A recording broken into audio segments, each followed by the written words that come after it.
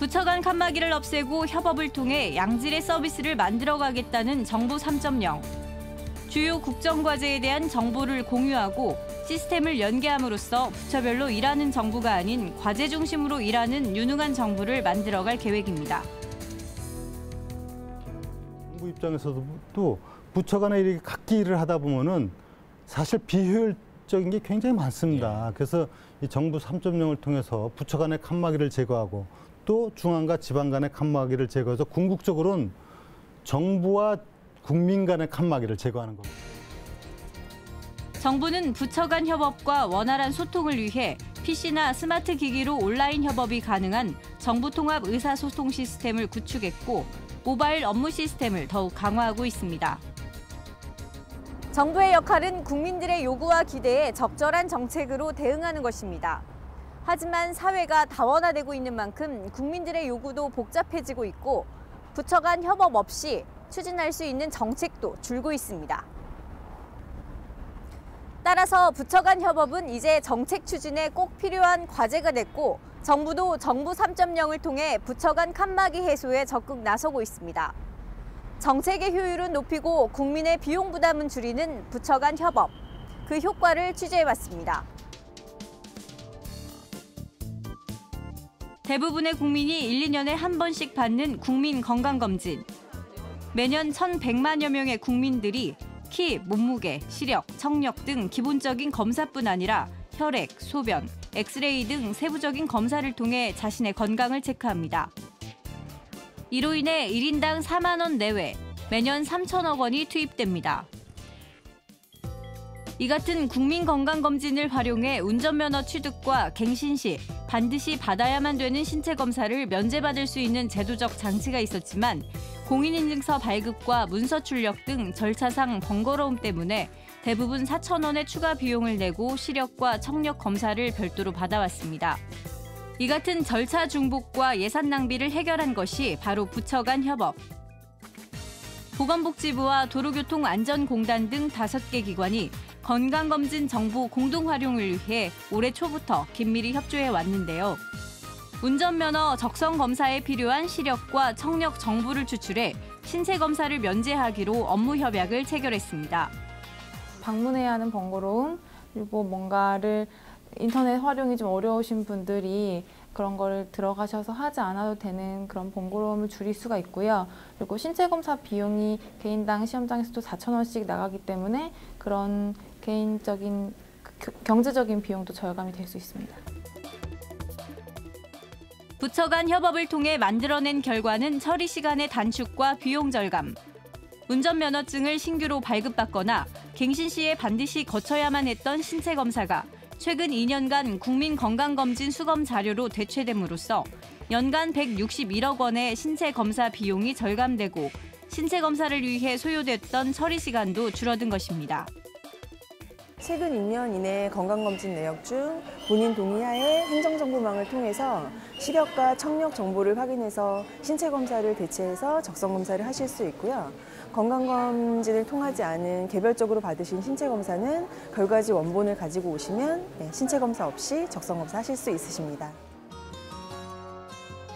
지난 8월 1일부터 실시된 건강검진 정보를 활용한 운전면허 신체 검사 면제 정책으로 연간 운전면허 신규 취득자 140만 명, 갱신자 160만 명이 혜택을 받을 수 있고 전 국민 56%에 해당하는 2,800만 명의 운전면허 소지자가 지속적으로 혜택을 보게 될 전망입니다. 원래 이거 그 정보 공유가 되기 전에는 여기까지 와서 뭐 적성 검사 받고 신체 검사 받고 이렇게 시간 발급하는데 하루 정도 걸리고 이렇게 왔다 갔다 하는 시간이 있는데 만약에 정보 공유가 이렇게 부처 간에 돼서 지금은 왔다 갔다 하는 시간도 줄일 수 있고 신체 검사 비용도 줄일 수 있고 그래서 국민들한테 많이 도움이 될 것 같다는 생각이 들어요. 정부 부처 간 협업뿐 아니라 정부와 민간의 협력도 중요해지고 있습니다.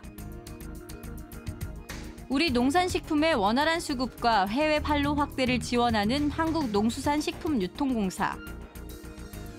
FTA 시대를 맞아 우리 농수산 신선식품이 세계인의 식탁에 오를 기회는 많아졌지만 신선도 확보의 필수 조건인 항공기를 통한 식품 수출이 비싼 운송료 문제로 사실상 불가능한 상황이었습니다. 물류비가 가장 애로사항이 많았습니다. 특히 대부분의 농산물 자체가 해상으로 되는데 신선도를 유지하는 신선 농산물 같은 경우는 절대적으로 항공 운송이 절대적으로 필요한 그런 상황입니다. 그래서 러시아라든지 유럽으로 가려고 하다 보니까 너무 물류비가 비싸가지고. 한국농수산식품유통공사는 이 같은 문제 해결의 실마리를 민간과의 협력에서 찾았습니다. 대한항공과의 업무 협약을 통해 버섯, 딸기 등 신선식품의 항공 수출 창구를 대한항공으로 일원화하는 대신 특별 할인 요금을 적용받기로 한 겁니다.